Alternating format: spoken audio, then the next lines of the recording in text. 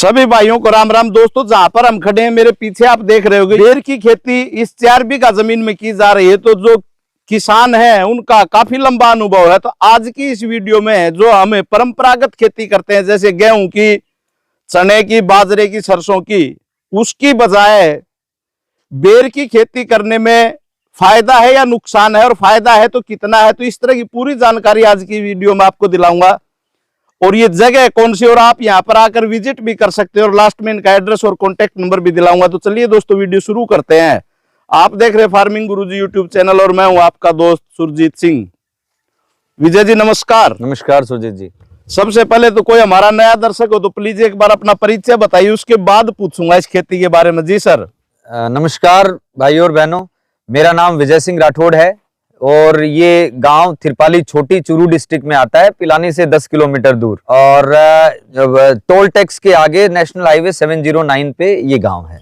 तो विजय जी आपके फार्म पर मैं देख रहा हूं कि आप दोनों तरह की खेती करते हैं। परंपरागत भी आपने कर रखी जो साइड में दिख रही है, और ये बेर की खेती भी आप कर रहे हैं। जगह आपने बताई लगभग 4 बीघा। तो ये बेर कितने साल से आप कर रहे हैं, एक बार तो ये बताओ प्लीज।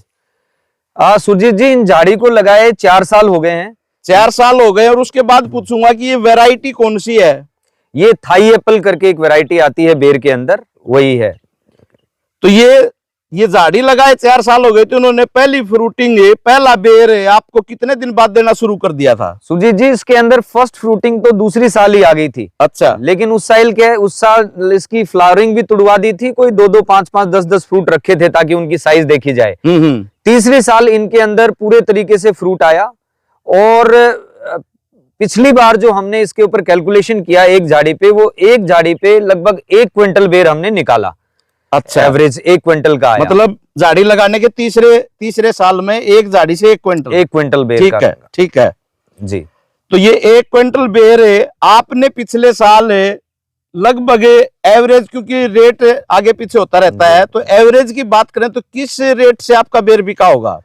सुरजीत जी, डिपेंड करता है मार्केट के ऊपर। जैसे यहाँ आपके इस फार्म के ऊपर कुछ प्रीमियम कस्टमर्स हैं तो उनके लिए रेट कोई बाउंडेशन नहीं होती। लेकिन हम बात करें अगर मंडी की या मार्केट की, तो पिछली बार हमने इसका एवरेज रेट 30 पकड़ा, जो कि मुझे लगता है कि अगर थोड़ा सा और मंडी वाले भी सोचें और थोड़ा और काम किया जाए तो वो 35-37 रुपए के आसपास एवरेज उसका रेट हो सकता था। लेकिन हमने इसका 30 रुपए पर केजी एवरेज रेट मंडी का लास्ट टाइम हमने कैलकुलेट किया है। तो ऐसा समझे कि एक झाड़ी ने आपको 3000 रुपए, एक झाड़ी ने 3000 रुपए बिल्कुल एकदम खरीद दिए ना जी। और इस 4 बीघा में अभी जो लगाई होंगी उनमें कुछ बची होंगी या नहीं बची होंगी? अभी जिंदा कितनी झाड़ियां हैं अंदाजा लगाएं तो? सुरजीत जी, इसके अंदर जो लगाई थी उसमें कुछ डैमेज भी हुआ। अभी ये सरवाइव कर रही है। मेरे पास 65 झाड़ियां हैं। अच्छा। जिसके बीच में अभी 25 झाड़ी और हमने गैप फिल किया है इसके अंदर। तो आप ये मानो कि 4 बीघा के अंदर जो प्रॉपर गैप भी काफी रखा हुआ है, क्योंकि किसान झाड़ी लगाने के अंदर जो अक्सर गलतियां करते हैं, जो मैंने फार्म देखे, जितना मुझे समझ में आता है, कि वो झाड़ी को बहुत पास में लगाते हैं, 10 फीट 11 फीट के गैप से लगा देते हैं। जिसमें प्रॉब्लम ये होती है कि जब झाड़ी फ्रूटनिंग पे आती है तो वो नीचे आती है उसका वेट पूरा, और वो आपस में उलझ जाते हैं, तो आपको हार्वेस्टिंग में समस्या होगी। दूसरी ये कि जब हवा चलेगी तो उस टाइम पे एक टहनी से दूसरी टहनी जब रबिंग होगी तो उससे फ्लावर का भी नुकसान होगा और फ्रूट का भी नुकसान होगा। तो ये मैंने तो ज्यादा रखा है गैप इसके अंदर, लेकिन मुझे लगता है कि एक झाड़ी लगाने में आइडल जो गैप है वो झाड़ी से झाड़ी का 13 फीट गैप होना चाहिए और लाइन से लाइन का 14 से 15 फीट गैप होना चाहिए। तो विजय जी, अब जैसे आपने परंपरागत खेती के बारे में तो लगभग हर किसान जानता है। अब इस झाड़ी से ये 1 क्विंटल के आसपास बेर लेने के लिए जी कुछ अलग तरह का तामझाम करना पड़ता है, कोई स्प्रे करनी पड़ती है या कोई ज्यादा खर्चा आता है, वो बताओ। उसके बाद लास्ट में कंक्लूजन पर आएंगे हम। जी सर। सर, जो जितना मेरा एक्सपीरियंस है वो ये कहता है काफी फार्म विजिट करने के बाद में, कि अभी जो बेर की साइज है या वेट है, वो एक बेर का साइज लगभग आप ये मानो वेट उसका 80 ग्राम 75 ग्राम नॉर्मल है, जो कि थाई एप्पल का अगर आप ऑर्गेनिक तरीके से, अगर आप पारंपरिक तरीके से अगर उसको करेंगे, जैविक तरीके से करेंगे, तो मेरे हिसाब से ये वेट 80-90 ग्राम का थाई एप्पल का वेट काफी है, बहुत है।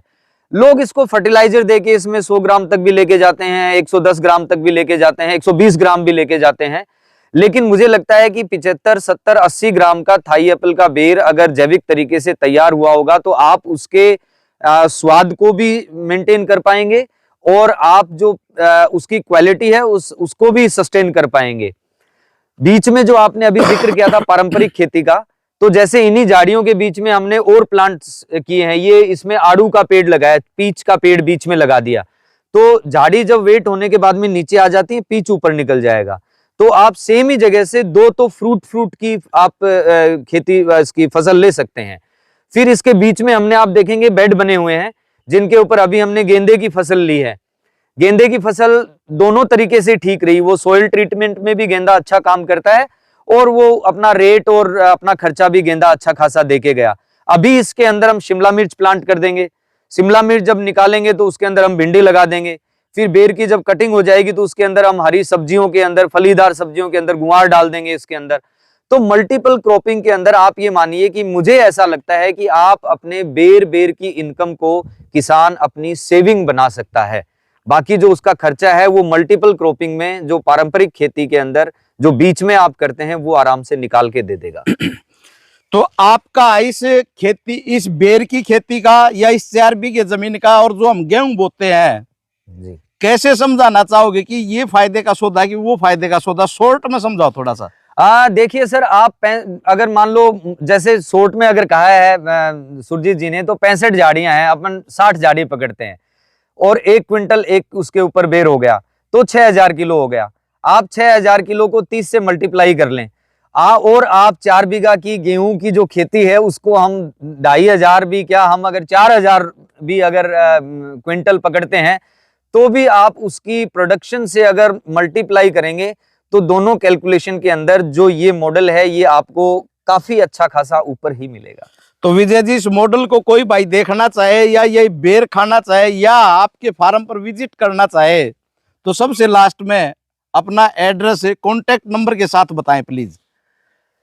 मेरा नाम विजय सिंह राठौर, जैसे मैंने बताया था आपको। मेरा कॉन्टेक्ट नंबर है 7726024441 और ये फार्म की लोकेशन है नेशनल हाईवे 709। पिलानी से राजगढ़ की तरफ चलते हैं तो 10 किलोमीटर पे थिरपाली छोटी, वहीं आपको हाईवे पे ठाकुर जी ऑर्गेनिक्स के बोर्ड भी मिल जाएंगे, वहीं रोड के पास में ही आपका फार्म भी मिलेगा। आप आइए, आपका स्वागत है, आप टेस्ट कीजिए। यहाँ पे सब्जी फ्रूट जो भी है उसको अपने जीभ के स्वाद, रसोई के स्वाद तक पहुंचाइए। अच्छा खाइए, स्वस्थ रहिए। धन्यवाद। तो दोस्तों, इस प्रकार विजय जी ने जो अपना 4 बीघे में बेर की खेती का और साथ में परंपरागत खेती का अनुभव आपके साथ शेयर किया, यह वीडियो आपको कैसी लगी कमेंट करके जरूर बताइएगा। और जो भाई इस फार्म को विजिट करना चाहते हैं, बेझिझक आप यहाँ पर आकर, और आप यहाँ पर आएंगे तो कुछ न कुछ सीख कर ही जाएंगे, ऐसा मेरा मानना है। अपनी वाणी को विराम देता हूँ। धन्यवाद। जय हिंद, जय जवान, जय किसान। विजय जी, आपका बहुत बहुत धन्यवाद। आपको नमस्कार है सुरजीत जी और धन्यवाद आपके पधारने के लिए। बहुत बहुत धन्यवाद जी सर।